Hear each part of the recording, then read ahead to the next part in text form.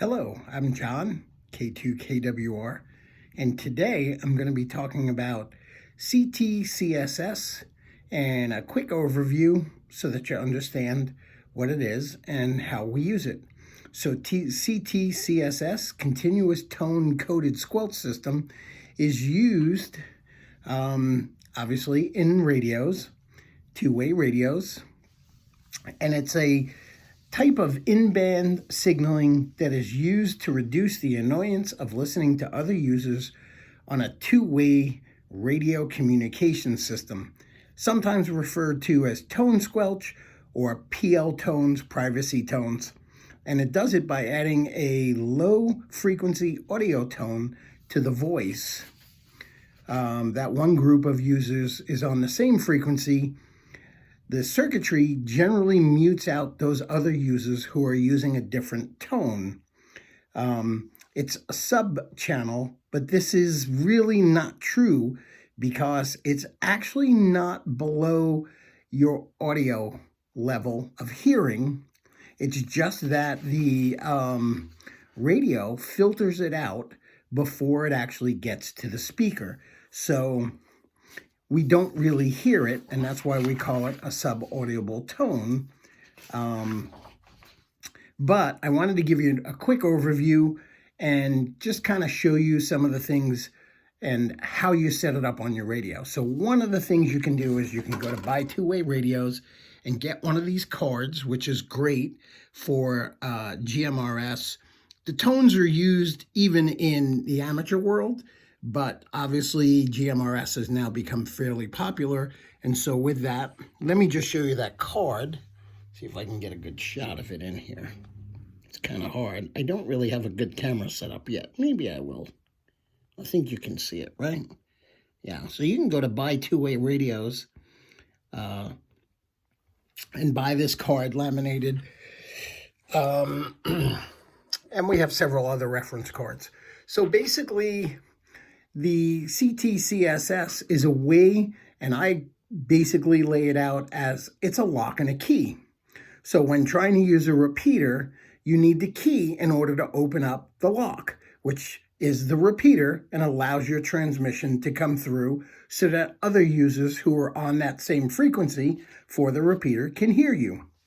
So the couple of different terms that are kind of convoluted is encode and decode, RxCTCSS and TxCTCSS, or PL tones.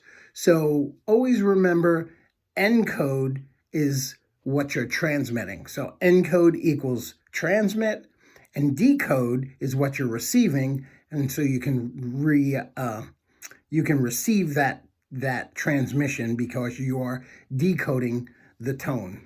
So when we are setting up our radios for repeaters, we generally put in the encode because we're encoding the CTS tone so that the repeater hears us. So we're unlocking the door to the repeater so that our transmission can go through the repeater.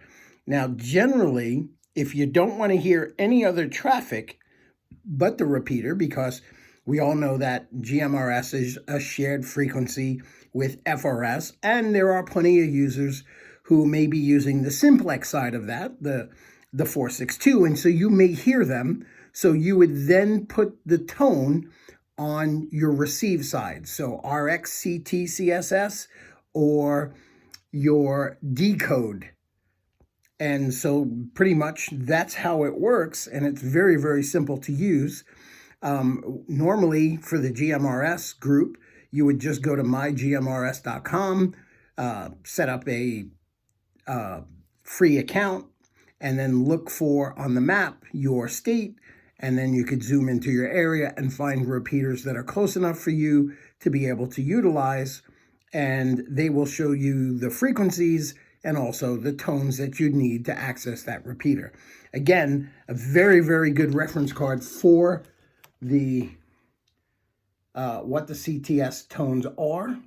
They're right here on this reference card, but your radio will also have them in there. So if you find the repeater, you could also, if you're an amateur, go to repeaterbook.com, look up 2 meter or 440 or whatever repeater type you're looking for in your area. It'll also give you a list based on your zip code of the repeaters in your area. It will list the CTS tones or PL tones, private tones. That was a Motorola term, but they're all the same, one and the same, CTS, PL.